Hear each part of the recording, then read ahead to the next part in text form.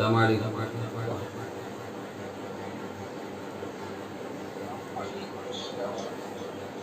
بسم اللہ الرحمن الرحیم. المہاجر من حجر ما نہى اللہ عنہ. سرکار دو عالم صلی اللہ علیہ وسلم نے ارشاد فرمایا مہاجر وہ ہے جس نے ان تمام چیزوں کو چھوڑ دی جس کو اللہ تعالیٰ نے منع فرمایا ہے. پہلی بات تو یہ ہے کہ یہاں ہجرت حقیقی معنوں میں اگر لیا جائے تو وطن چھوڑنا. ہجرت کے حقیقی معنی اپنا وطن چھوڑ کر کے کسی دوسری جگہ منتقل ہونا. اب وہ اس کے کئی اسباب ہو سکتے ہیں، لیکن یہاں جو اصل ہجرت تھی وہ دین بچانے کے لیے، ایمان کی سلامتی کے لیے، دشمنان اسلام سے اپنے ایمان کو بچانے کے لیے صحابہ اکرام مکہ مکرمہ چھوڑ کر مدینہ طیبہ آتے رہے.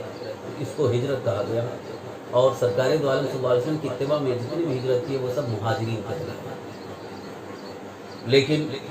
ہجرت اس مقصد سے جب تک ہو رہی تھی اس کے لیے ثواب کا ذکر تھا، لیکن بعد میں جب ہجرت کا کچھ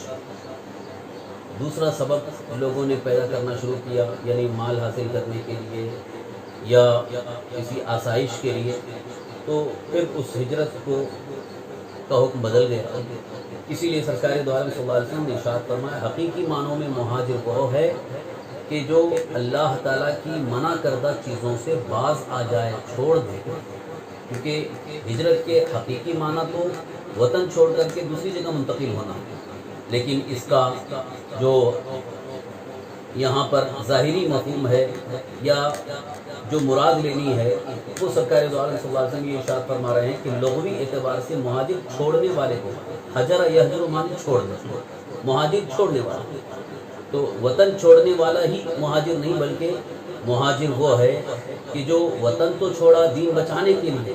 لیکن اگر اللہ تعالیٰ کی منع کردہ چیزوں کو نہیں چھوڑا ہے تو ابھی بھی وہ مہاجر نہیں ہے. بلکہ اللہ تعالیٰ نے جن چیزوں کو حرام فرمایا، جن کو شریعت نے ناجائز قرار دیا، ان سب کو چھوڑ دینا، ان سب سے باز آ جانا، ان کو نہ کرنا، یہ اصل مہاجر ہونے کی دلیل ہے. یہاں پر سرکار دو عالم صلی اللہ علیہ وسلم نے قیامت تک کے آنے والے مسلمانوں کو یہ پیغام دیا کہ اصل ہجرت کا حکم تو اس وقت تک تھا کہ مکہ مکرمہ سے مدینہ طیبہ ہجرت کر رہے تھے فتح مکہ سے پہلے، لیکن فتح مکہ کے بعد وہ ہجرت کا حکم ختم ہو گیا. لیکن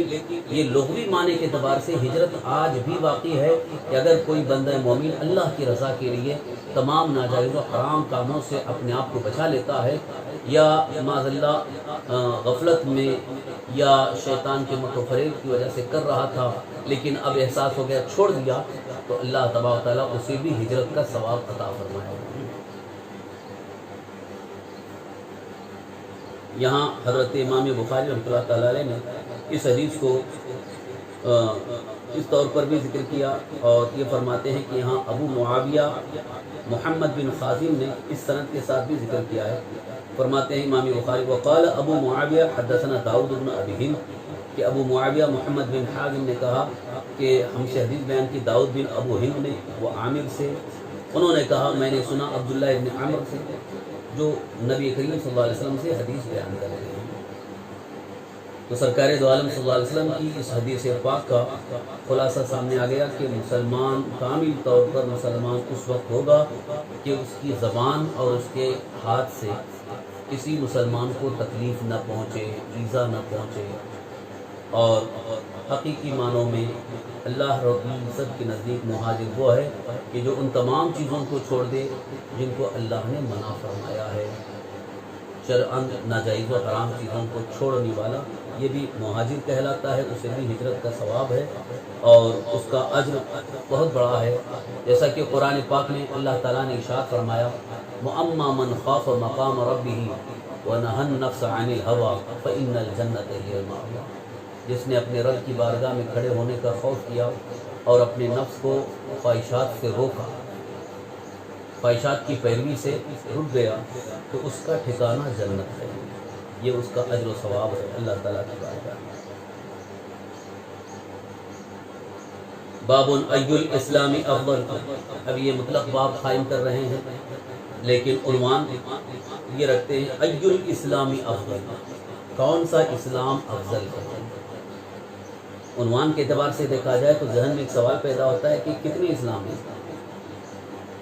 ظاہری مفہوم کے اعتبار سے دیکھا جائے تو سوال پیدا ہوتا ہے کہ کتنے اسلام ہیں اور ان میں سے کون سا اسلام افضل ہے.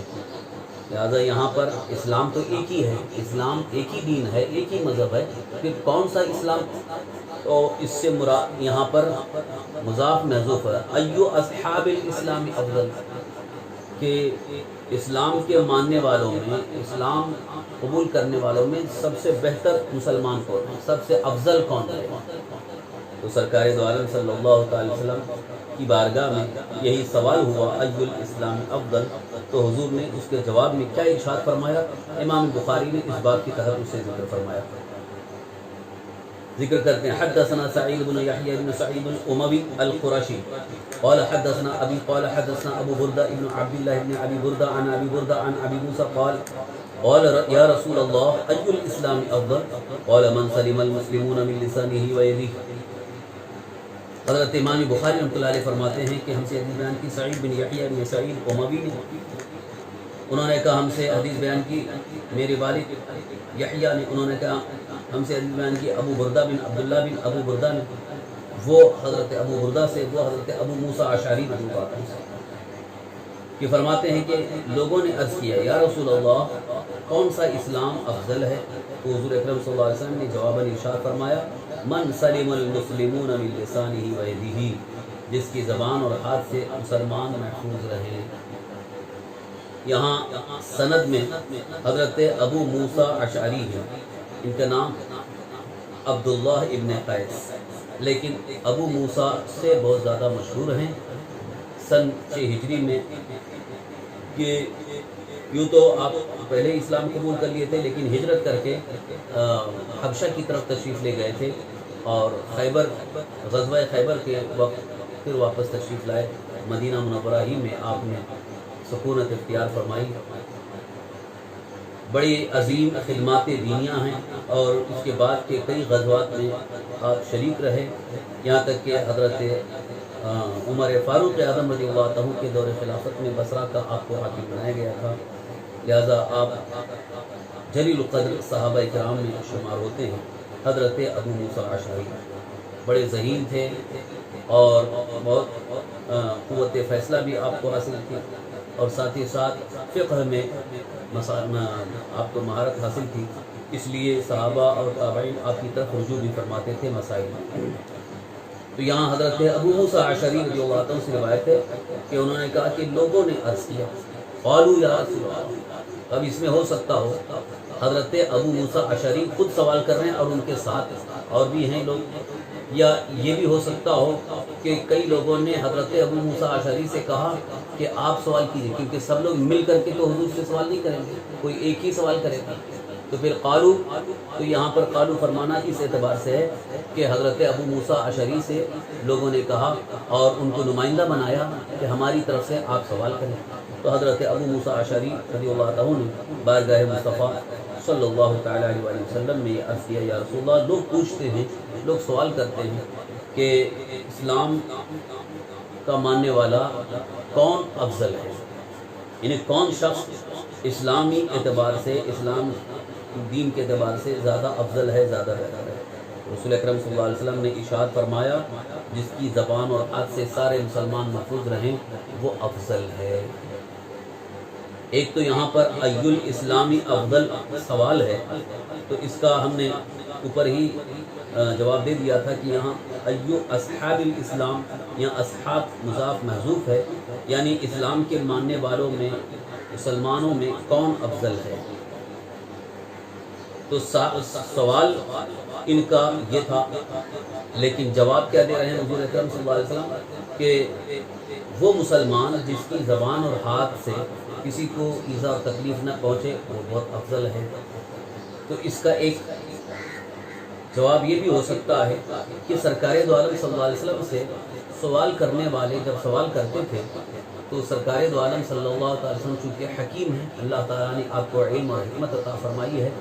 تو اس وقت جس چیز کی زیادہ اہمیت اور ضرورت ہو اسی کو آپ افضل قرار دیتے ہیں. یہاں افضل قرار دینے کا یہ مفہوم نہیں ہے کہ اس کے علاوہ کوئی چیز افضل ہی نہیں ہے، سب کے سب بالکل بیکار ہیں، گھٹیا ہیں، اس کی ضرورت نہیں، صرف یہی ہے، نہیں، بلکہ وقت کی نزاکت کے اعتبار سے، موقع محل کے اعتبار سے جس چیز کی زیادہ ضرورت محسوس ہوتی اس وقت سرکار دو عالم صلی اللہ علیہ وسلم اس کو افضل بنا کر پیش کرتے تاکہ لوگ اس پر عمل پیرا ہو جائیں اور اس کی طرف دھیان دے، توجہ کریں۔ اب اس وقت موقع یہ تھا کہ مہاجرین ہجرت کر کے آئے تھے، مکہ مکرمہ چھوڑ کر کے مدینہ منورہ آئے، تو یہاں تو ان کے لیے کوئی سہارا نہیں۔ بہرحال حضور صلی اللہ علیہ وسلم کے فرمان عالی شان کو پر عمل کرتے ہوئے انصار صحابہ نے ان کے ساتھ بڑا اچھا سلوک کیا، حسن سلوک کیا، انہیں اپنا بھائی بنا لیا۔ لیکن چند دنوں میں کچھ حالات ایسے بننے لگے کہ آپس میں ہجو،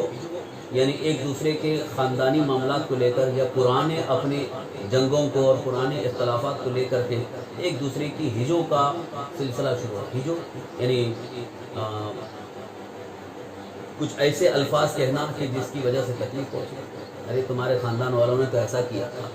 تمہاری برادری والوں نے ایسا کیا تھا، تم لوگوں نے ایسا کیا تھا۔ تو پرانی باتوں کو لے کر کے اس طرح سے ایک دوسرے پر طعن و تشنیع کا سلسلہ شروع کیا جا رہا تھا۔ سرکار دو عالم صلی اللہ تعالی وسلم کو یہ خبر پہنچی کہ ایسے حالات پیدا ہو رہے ہیں، تو حضور اکرم صلی اللہ علیہ وسلم نے اس وقت اس چیز کو زیادہ اہمیت دی کہ اللہ اور اس کے رسول کے نزدیک صحیح معنوں میں مسلمان وہ ہے جس کی زبان اور ہاتھ سے کسی کو تکلیف نہ پہنچے۔ تو ہجو کرنے کی وجہ سے تکلیف پہنچے، ہجو یعنی کسی کو گرا کر کے، کسی کو حقیر بنا کر کے پیش کرنا یا اس کے بارے میں کچھ ایسے الفاظ کہنا کہ لوگوں میں اس کی بے عزتی ہو جائے،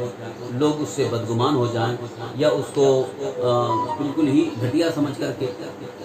اس کے ساتھ پیش آیا جائے، یہ سخت اذیت اور تکلیف کا باعث ہے۔ اسی لیے سرکار دو عالم صلی اللہ علیہ وسلم نے سخت منع فرمایا کہ اپنی زبان سے کسی کو تکلیف نہ پہنچاؤ۔ اگر کسی کے کچھ معاملات پہلے رہے بھی ہوں، خاندانی اعتبار سے، جنگوں کے اعتبار سے آپس کے معاملات رہے بھی، اب بعد میں صلح مصالحت ہو گئی،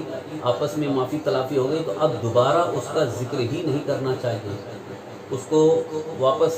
اس کا تذکرہ ہی نہیں ہونا چاہیے، بلکہ اس کو بھول جانا چاہیے کہ ہمارے درمیان کبھی ایسا ہوا ہو۔ کیوں؟ اس لیے کہ پچھلی باتوں کو نکالنے کی صورت میں پھر دل کو تکلیف پہنچے گی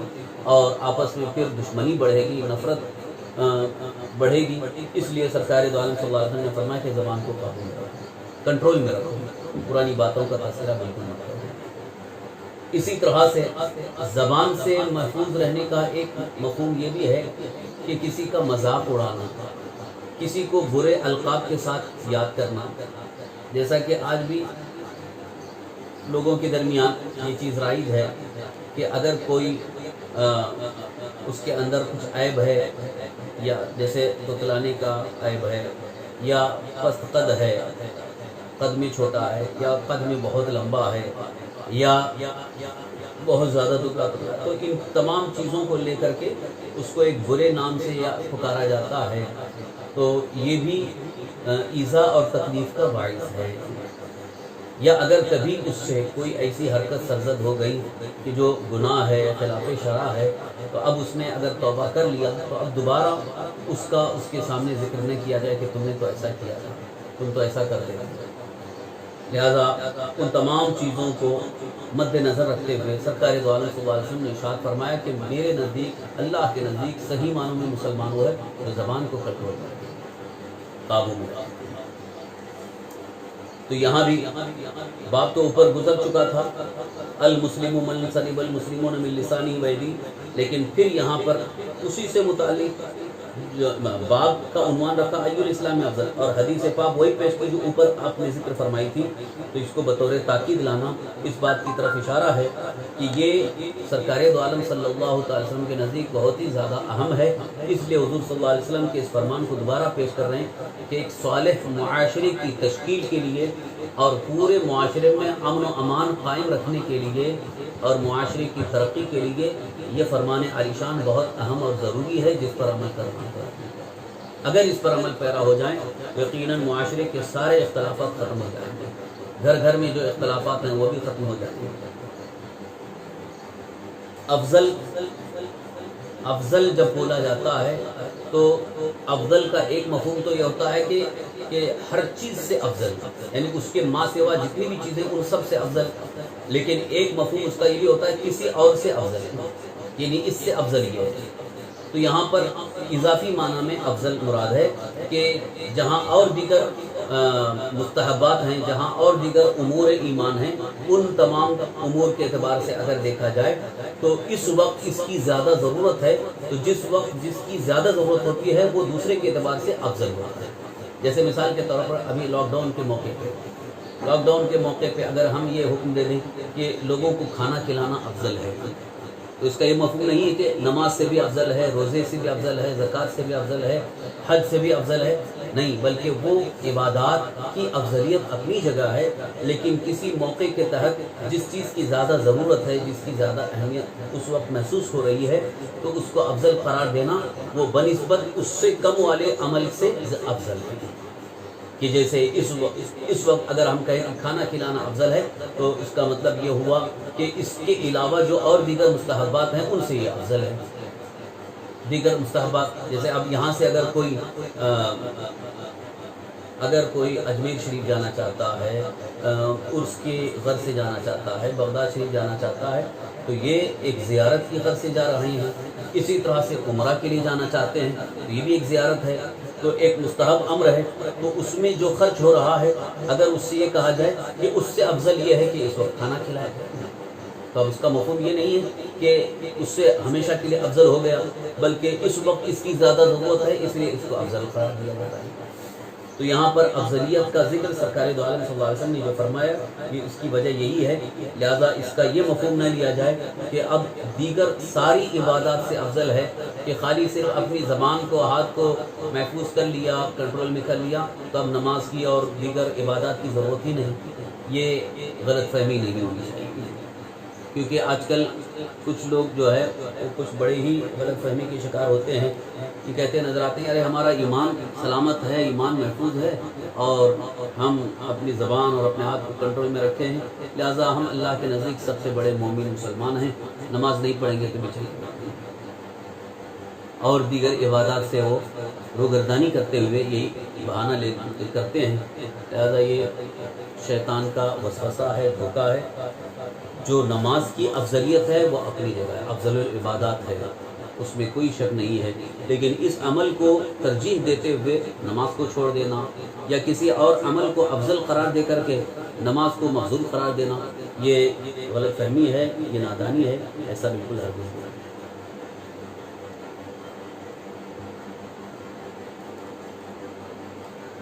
باب اطعام الطعام من الاسلام. یہ باب اس بیان میں ہے کہ کھانا کھلانا یہ بھی اسلام کی ایک عظیم خصلت ہے، یعنی ایک اچھا عمل ہے، ایک مستحب عمل ہے، اللہ اور اس کے رسول کی رضا اور خوشنودی کا سبب ہے. حدثنا عمرو بن خالد قال حدثنا ليث عن يزيد عن ابي الخير عن عبد الله بن عمرو ان رجلا سأل رسول الله صلى الله عليه وسلم اي الاسلام خير قال تطعم الطعام وتقرأ السلام على من عرفت ومن لم تعرف. امام بخاری رحمۃ اللہ علیہ فرماتے ہیں ہم سے حدیث بیان کی عمرو بن خالد نے، انہوں نے کہا ہم سے حدیث بیان کی لیث نے، وہ یزید سے، وہ ابو الخیر سے، وہ حضرت عبداللہ ابن عمرو ابن عاص کہ ایک شخص نے رسول اللہ صلی اللہ علیہ وسلم سے سوال کیا کہ اسلام کی کون سی خصلت افضل ہے، بہتر ہے. تو حضور نے ارشاد فرمایا کھانا کھلانا اور سلام کو عام کرنا، جس کو تم پہچانتے ہو، جس کو نہیں پہچانتے. اب یہاں دیکھیے ای الاسلام خیر، پچھلی جو حدیث گزری اس میں ای الاسلام افضل تھا. اب یہاں سوال یہ کیا جائے ای الاسلام خیر، خیر کا معنی ہوتا ہے بہتر، نفع بخش، بھلا، یعنی کون سا اسلام، اس کا مطلب کون سا. یہاں بھی ایو خصلت الاسلام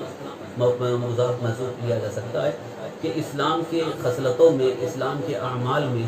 اسلامی سیرت اور کردار میں کون سا کردار زیادہ بہتر ہے، زیادہ نفع بخش ہے. تو سرکار دو عالم صلی اللہ علیہ وسلم نے جواب میں ارشاد فرمایا تطعم الطعام وتقرأ السلام. اب یہاں جواب میں حضور کا یہ فرمانا، کیونکہ سائل سوال کر رہا ہے اسلام کی خصلت کے بارے میں، اسلام کے عمل کے بارے میں، اور حضور جواب کیا دے رہے ہیں، تو کھانا کھلائے اور تو سلام کو عام کرے. تو سوال اور جواب میں مطابقت اور مناسبت نظر نہیں آ رہی ہے، لہذا یہاں لفظی طور پر اس کی یہ تشریح کی جائے گی کہ یہ تطعمو یہ بمعنی ان تطعم ہے، یہاں ان ناصبہ مقدر ہے، تو اب اس کا کیونکہ جب فعل مضارع پر ان ناصبہ داخل ہوتا ہے تو وہ مصدر کے معنی ہوتا ہے، یعنی اطعام الطعام۔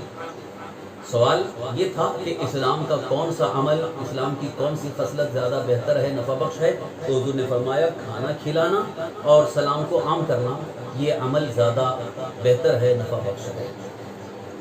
یہاں بھی وہی جو سوالات ہوتے ہیں پچھلے جو جوابات دیے گئے وہی جوابات یہاں پہ بھی آئیں گے کہ حضور نے یہاں پر کھانا کھلانے کو خیر کیوں فرمایا ہے، یعنی گویا اس کو بھی حضور اکرم صلی اللہ علیہ وسلم اہمیت دے رہے ہیں کہ کھانا کھلانا اور سلام کو عام کرنا، اور وہ بھی علی من عرف من لم يعرف۔ تو کھانا کھلانے کے عمل کو حضور نے خیر فرمایا، اس کی ایک وجہ یہ ہے کہ بھوکوں کو کھانا کھلانا ایک تو بہت بڑا اجر و ثواب کا باعث ہے، اللہ تعالیٰ کی رضا کا سبب ہے، اور خاص طور پر ایسے موقع پر کہ جب کہ غلے کی قلت ہو گئی ہو، کھانا دستیاب نہ ہو، جیسے آج کے حالات ہیں کہ لاک ڈاؤن کی وجہ سے بعض علاقوں میں بعض جگہوں پر یہ حالت تھی کہ لوگ دانے دانے کی محتاج ہو گئے، کھانے کا انتظام نہیں تھا، لیکن ایسے موقع پر کھانا کھلانا یہ بہت بڑا ثواب ہے، بہت بڑا نفع بخش ہے۔ تو سرکار دو عالم صلی اللہ علیہ وسلم ارشاد فرماتے ہیں کھانا کھلانا اسلامی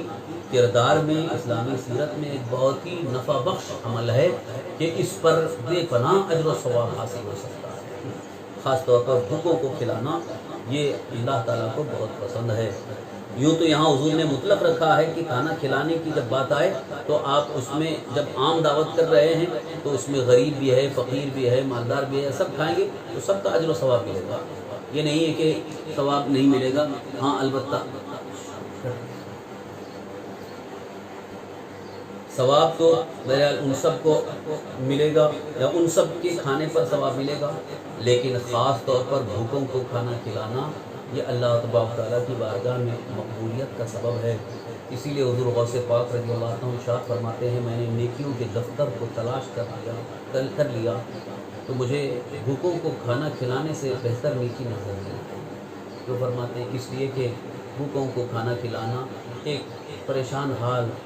بھوک سے نڈھال، اس کا اگر آپ نے پیٹ بھر دیا، آسودہ کر دیا تو اللہ کی رحمت اس وقت قریب ہو جاتی ہے اور اللہ تبارک تعالیٰ اس کو بخش بھی دیتا ہے اور بے پناہ انعامات و اکرامات سے نوازتا ہے۔ اس لیے بھوکوں کو کھانا کھلانے کا عمل یہ اپنے اندر کثرت سے ہونا چاہیے، جاری ہونا چاہیے، اور ساتھ ہی ساتھ سلام کو عام کرنے کا بھی حضور نے حکم فرمایا، یعنی سلام کرو، جن کو پہچانتے ہو جن کو نہیں پہچانتے، کیونکہ عام طور پر یہ لوگوں کی عادت ہے کہ جن کو پہچانتے ہیں انہی کو سلام کرتے ہیں، جن کو نہیں پہچانتے ان کو سلام بھی نہیں کرتے ہیں، اسے گزر جاتے ہیں۔ تو یہاں سرکار دو عالم صلی اللہ علیہ وسلم یہ ارشاد فرما رہے ہیں اگر تمہاری کوئی پہچان بھی نہیں لیکن معلوم ہے کہ یہ مسلمان سنی صحیح العقیدہ ہے تو بھی اس کو سلام۔ ہاں اگر کافر ہے، بد مذہب ہے، بد عقیدہ ہے، دیوبندی، وہابی، نجدی، رافضی، تو جب اس کے عقیدے کے بارے میں معلوم ہے کہ یہ بد مذہب ہے تو اس کو سلام نہ کرو، کیونکہ سرکار دو عالم صلی اللہ علیہ وسلم نے یہود و نصارہ کو سلام کرنے سے منع فرمایا کہ ان کو سلام نہ کرو۔ تو وہاں خاص یہود و نصارہ کو فرمانا مطلب یہ ہے کہ جو بھی کافر ہے، مشرک ہے، بدعقیدہ ہے، گستاخ ہے، ان سب کو سلام نہ کیا جائے، لیکن مسلمان سنی صحیح عقیدہ ہونا معلوم ہے، اگرچہ اس سے ہماری کوئی پہچان نہیں ہے، کوئی ملاقات نہیں ہے، لیکن اس کو بھی سلام کرو، کیونکہ سلام کو عام کرنا یہ باعث اجر و ثواب ہے، اجر و ثواب حاصل کرنے کا ذریعہ ہے، اور اس میں اللہ تبارک تعالیٰ کی طرف سے سلامتی بھی حاصل ہوتی ہے، کیونکہ یہ سلامتی کی دعا ہے۔ جب آپ سلام کریں گے تو جواباً وہ بھی کہیں گے وعلیکم السلام، تم پر بھی سلامت ہے۔ سرکار دو عالم صلی اللہ تعالی وسلم کے اس فرمان عالی شان سے یہ بات ظاہر ہوئی کہ جس موقع پر کھانا کھلانے کی زیادہ ضرورت ہو اس وقت بھوکوں کو کھانا کھلانا یہ افضل عمل ہے، بہتر عمل ہے، اور جس وقت لوگوں کو میں سلام کا رواج کم ہو گیا ہو یا ختم ہو گیا ہو، ایسے موقع پر سلام کو عام کرنا تاکہ لوگوں میں یہ جذبہ پیدا ہو جائے، یہ عادت بن جائے، تو اس وقت یہ بھی افضل عمل ہوگا۔ اللہ تعالیٰ نے اس پر عمل کی توفیق عطا فرمائے۔ وما علینا الا البلاغ المبین۔ السلام علیکم۔